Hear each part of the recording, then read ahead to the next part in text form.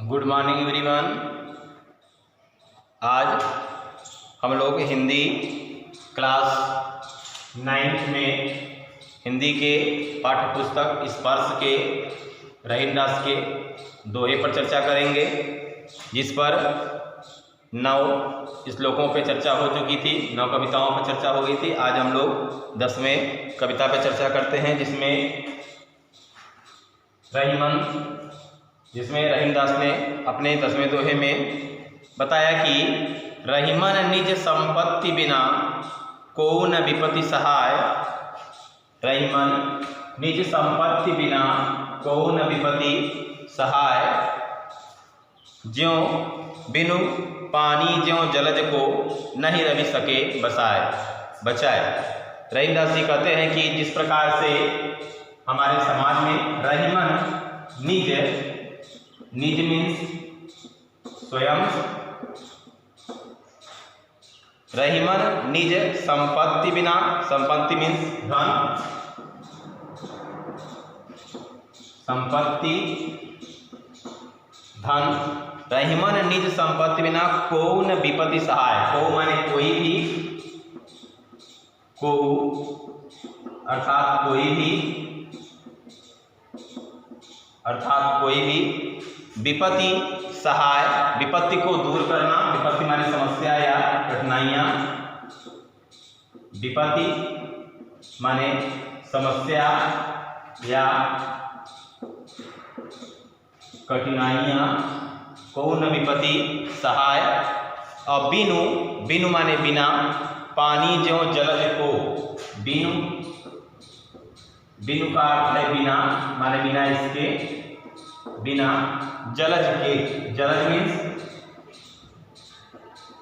Means कमल। कमल का जो पुष्प है उसको पर्यायवाची में हम नाम से जानते हैं, जलज के नाम से। ज्यों बिनु पानी जलज को रही नहीं रवि सके बचाए। रवि का अर्थ है सूर्य। सूर्य को हम रवि के नाम से जानते हैं। कहने का है कि रहीमन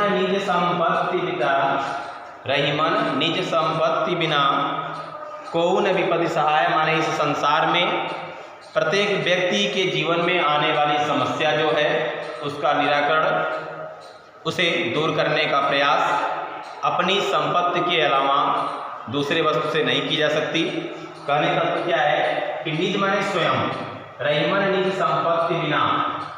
रहीम दास जी कहते हैं कि प्रत्येक व्यक्ति को अपनी संपत्ति, अपने द्वारा अर्जित की जाने वाली धन, अपने अस्तित्व, अपने ताकत, अपनी संपत्ति, अपने धन पर भरोसा करना चाहिए, क्योंकि दूसरे पर भरोसा करने से मनुष्य को कष्ट का अनुभव होगा। व्यक्ति के जीवन में आने वाली सभी समस्याएं धन पर आधारित होती हैं। कुछ ऐसी भी समस्याएं हैं जो व्यक्ति के सहयोग और व्यक्ति के व्यवहार या व्यक्ति के उपकार पर नियंत्रित होती हैं, आधारित होती हैं। किंतु रहीम दास जी कहते हैं कि हर कार्य को करने के लिए हमें अर्थ धन की आवश्यकता होती है, संपत्ति की आवश्यकता होती है। तो निश्चय ही वह कौन सी संपत्ति हो जो स्वयं की हो, जो स्वयं के द्वारा अर्जित की गई हो। तो देखते हैं रहीमन निज संपत्ति बिना। आइए भावार्थ में चलते हैं। कहने का तात्पर्य क्या है। रहीम दास जी कहते हैं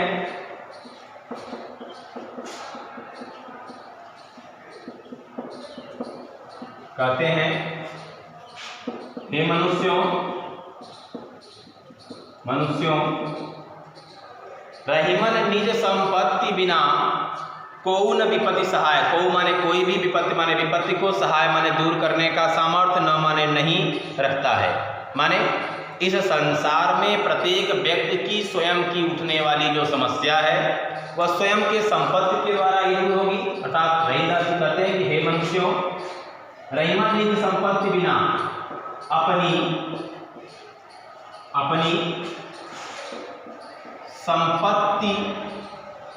अपनी संपत्ति ही विपत्ति काल में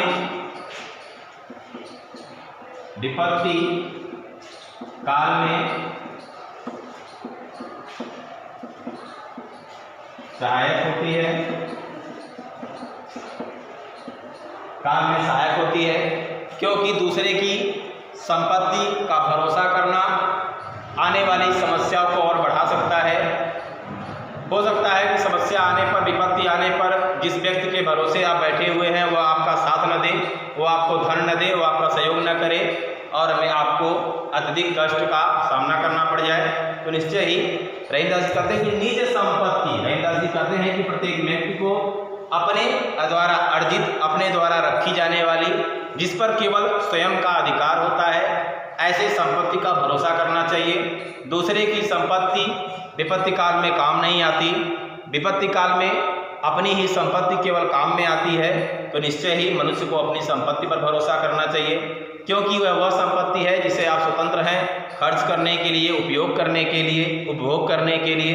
तो रहीमन निज संपत्ति बिना कौन विपद संग्राय, इस संसार में केवल आपके द्वारा अर्जित की जाने वाली स्वयं की जो संपत्ति है वह ही आपके विपत्ति काल में सहायक होती है, अर्थात विपत्ति काल में आपको कष्ट में आपकी रक्षा कर सकती है, आपका सहयोग कर सकती है। ठीक उसी प्रकार दूसरे पर भरोसा नहीं किया जा सकता।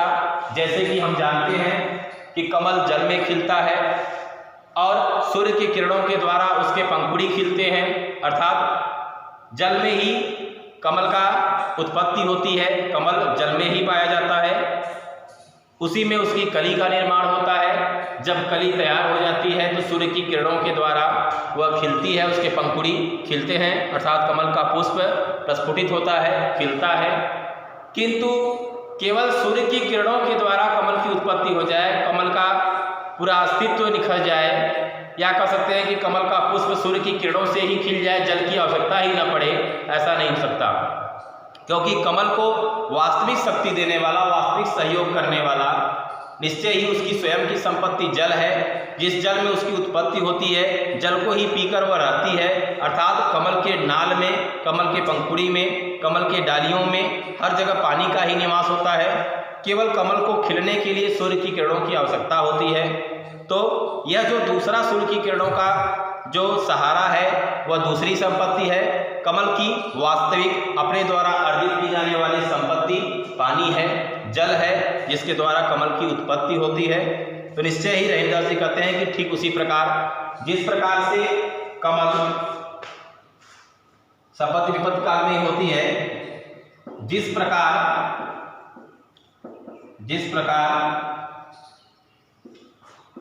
कमल की उत्पत्ति जल से होती है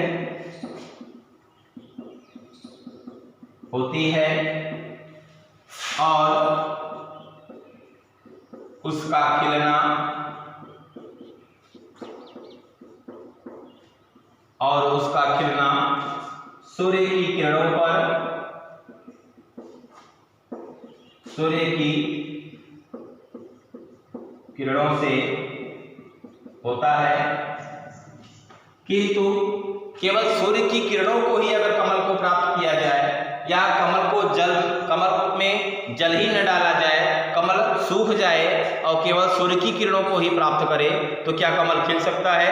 ऐसा नहीं हो सकता। सूर्य की किरणों के द्वारा कमल खिल नहीं सकता है, कमल का जीवन चल नहीं सकता है। कहने का तात्पर्य है कि जिस प्रकार से सूर्य की किरणों के सहयोग से कमल विकसित होता है, खिलता है, किंतु जल की उसे अत्यधिक आवश्यकता होती है, जल के बिना उसका अस्तित्व नहीं है, जल ही उसकी वास्तविक संपत्ति होती है। ठीक उसी प्रकार मनुष्य के जीवन में भी उसके वास्तविक अर्जित की जाने वाली धन और संपत्ति की अति आवश्यकता होती है।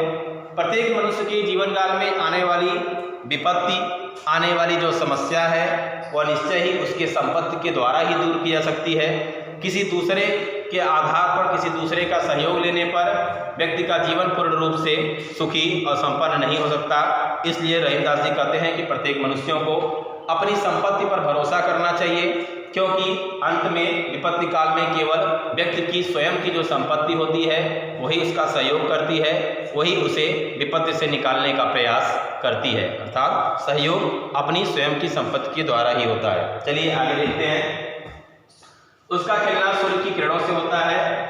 जिस प्रकार कमल की उत्पत्ति जल से होती है और उसका खिलना सूर्य की किरणों से होता है, किंतु किंतु जल के ना होने पर कमल सूर्य की किरण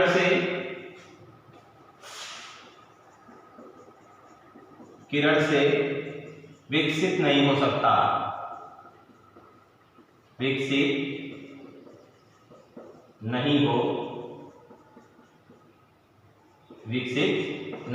अर्थात केवल सूर्य की किरणों के भरोसे कमल की उत्पत्ति, कमल की सृष्टि नहीं हो सकती। चलिए आगे देखते हैं फिर अगले अंतिम रहीमदास जी के दोहे में चलते हैं, जिसमें रहीमदास जी ने बताया कि रहीमन पानी राखिए बिन पानी सब सून, और पानी गए न उबरे मोती मानुष चून।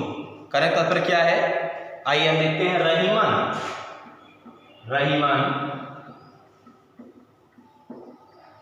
रहीमन पानी राखिए बिन पानी सब सून, और पानी गए न उबरे मोती मानुष चून। यहाँ पे पानी के 3 अर्थ हैं, चून। यहाँ पे रहीमदास जी ने पानी से तात्पर्य 3 अर्थों में लिया है। पहला पानी का अर्थ है मनुष्य के अर्थ में सम्मान, हीरे के अर्थ में उसकी चमक, और चून का मीन्स आटा भी होता है और चूना भी होता है। तो यहाँ पर जल का अर्थ जल ही होगा। आइए शब्दार्थ में देखते हैं। पानी का अर्थ हो गया सम्मान अथवा जल अथवा चमक। यहाँ पे पानी का अर्थ है सम्मान अथवा जल अथवा चमक। हीरे की जो चमक है वही उसका पानी है, उसका अस्तित्व है। चूने में मिलाया जाने वाला जो जल है, आटा में मिलाया जाने वाला जो जल है वो उसका जल है। मनुष्य का जो चरित्र है, मनुष्य का जो सम्मान है, वही उसकी पानी मानी जाती है। तो तीनों अर्थों में देखते हैं। रहीमदास जी इस दोहे के माध्यम से कहना चाहते हैं कि पानी का हमारे जीवन में अत्यधिक महत्व है। कौन सी पानी? केवल पीने वाली पानी नहीं। हीरे के अर्थ में हीरे का चमक जिस प्रकार से बहुमूल्य होता है, चमक के बिना हीरे का कोई अस्तित्व नहीं होता है, ठीक उसी प्रकार से आटे या चूने में बिना पानी के उसका अस्तित्व निखर नहीं सकता है। ठीक उसी प्रकार मनुष्य के जीवन में चरित्र, उसका जो सम्मान है, उसके जो चरित्र कह सकते हैं, उसका जो व्यक्तित्व है, उसका जो सम्मान है, वह पानी कहा जाता है। तो व्यक्ति का अगर चरित्र समाप्त हो जाए तो उसके पास कुछ भी नहीं बचता। हीरे में अगर चमक चली जाए तो हीरे का अस्तित्व समाप्त हो जाता है, और चूने और आटे में अगर पानी न मिलाया जाए तो वह कभी भी रोटी या खिलने के लिए तैयार नहीं हो सकता। तो आइए देखते हैं। रहीमदास जी ने दोहे के माध्यम से तीनों अर्थों को बड़े ही अच्छे से व्यक्त किया है। रहीमदास जी का इसमें कहना है दूसरा, रहीमन पानी राखिए माने रक्षा करनी चाहिए। इसकी? पानी की, सम्मान की, जल की, चमक की रक्षा करनी चाहिए। राखिए माने रखिए या चाहिए, रक्षा करनी चाहिए। रहीमन पानी राखिए बिन पानी सब सून, पानी के बिना सब कुछ व्यर्थ है। पानी गए न उबरे, पानी के समाप्त होते ही व्यक्ति भी समाप्त हो जाता है। मोती एक हीरा है या एक धातु कह सकते हैं। मानुष मीन्स मनुष्य। चून का अर्थ आटा भी होता है और चूना भी होता है। आटा और चूना भी होता है। चलिए देखते हैं फिर।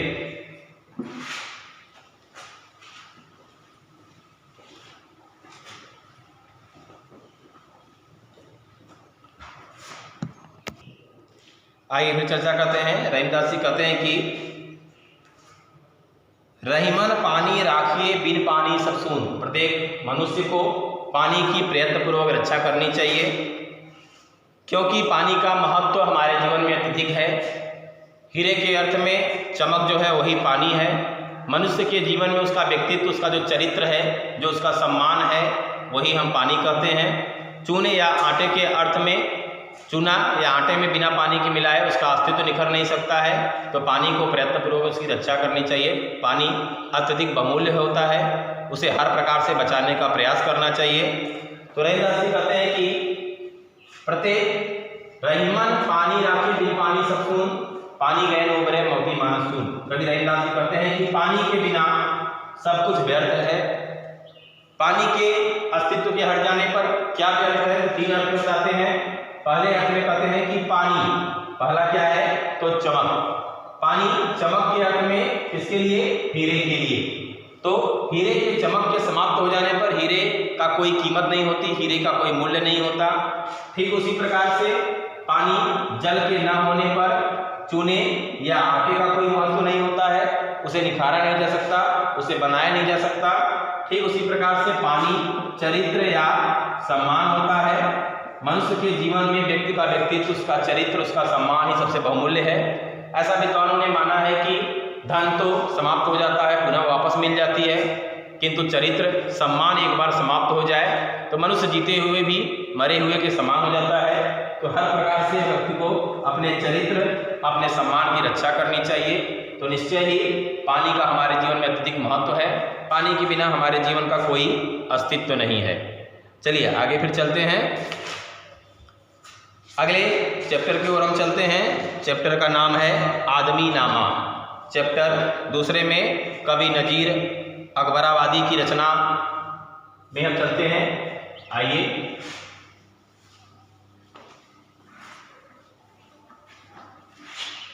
दूसरे चैप्टर में हम चलते हैं, इसका नाम है आदमी नामा। किसका? तो कहते हैं कवि नजीर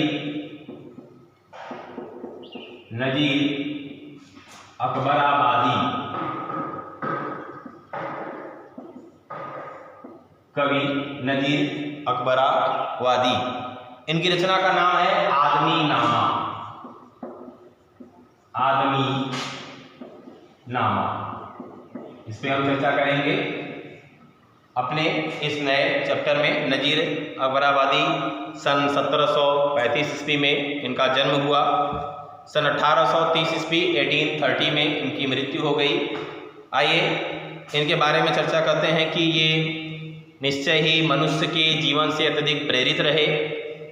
समाज में मनुष्यों के अस्तित्व, मनुष्यों की विशेषताओं और मनुष्यों के जीवन में किए जाने वाले प्रत्येक कर्मों को इन्होंने ध्यान केंद्रित किया है।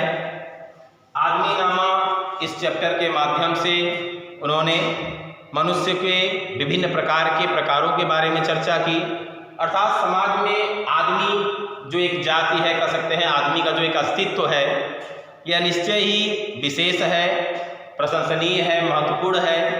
क्योंकि आदमी का कोई रूप निश्चित नहीं है, कोई एक रूप में आदमी को नहीं जाना जाता।